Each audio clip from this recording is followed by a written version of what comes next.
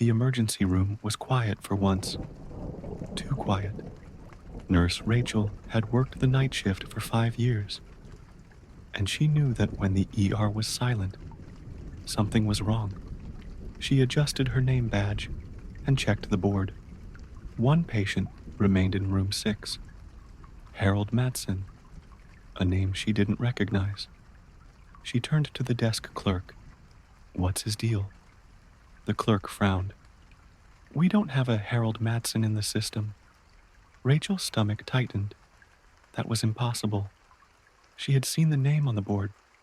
She grabbed a chart from the desk and walked toward room 6. The overhead lights flickered as she approached, buzzing like angry wasps. A metallic scent filled her nose.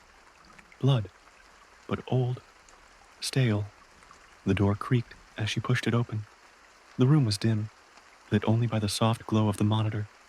In the hospital bed lay a man, gaunt and pale, his skin paper-thin and waxy. His gown was stained yellow with age. Rachel stepped closer, swallowing hard. His eyes were open. He stared at the ceiling, lips slightly parted. A raspy breath rattled in his throat. "Mr. Madsen?"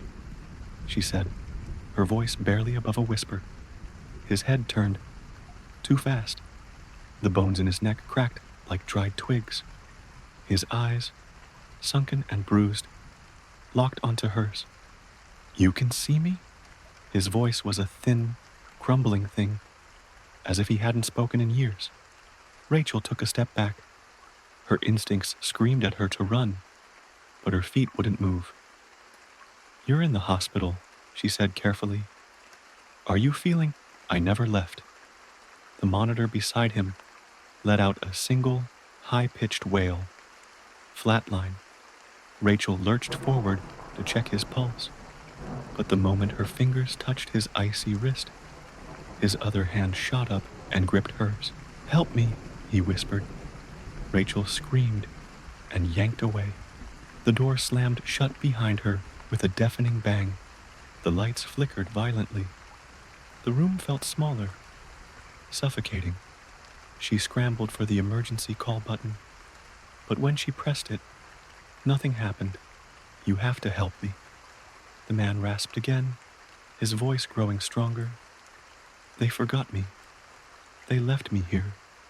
Rachel's breath came in gasps. She turned toward the door, but a shadow moved across the glass window, darker than the night outside. The man's voice grew desperate. "Please, you're the first one to see me in so long. Don't leave me." The lights went out completely, and then Rachel heard it. The sound of breathing, but not just from the patient. Something else was in the room, something huge. The darkness was thick, pressing against her like wet hands. Then she heard whispering, soft and hissing, as if coming from all around her at once. Rachel fumbled for her penlight, her fingers trembling. She clicked it on. The beam cut through the darkness, landing on the patient, but he was gone. The bed was empty, sheets still imprinted with his body. Rachel spun, her light scanning the room. The whispers grew louder, overlapping, chaotic. Shadows slithered along the walls, stretching, reaching. The room felt wrong. Then she saw it. A figure stood in the corner. Not Harold Madsen. Something else. Its limbs were too long, its head tilted at an unnatural angle. Its mouth was wide, too wide. Blackened teeth gleamed under the penlight. Rachel couldn't move, couldn't breathe. Then it rushed her. The last thing she saw before the light exploded into darkness was its hands reaching for her throat. Rachel never left. The ER board updated itself the next morning. Room 6, Rachel Collins, a patient who never left. Thanks for watching Cryptic Chronicles. If you love eerie stories and creepy tales, be sure to like, comment, and subscribe for more. See you in the next one.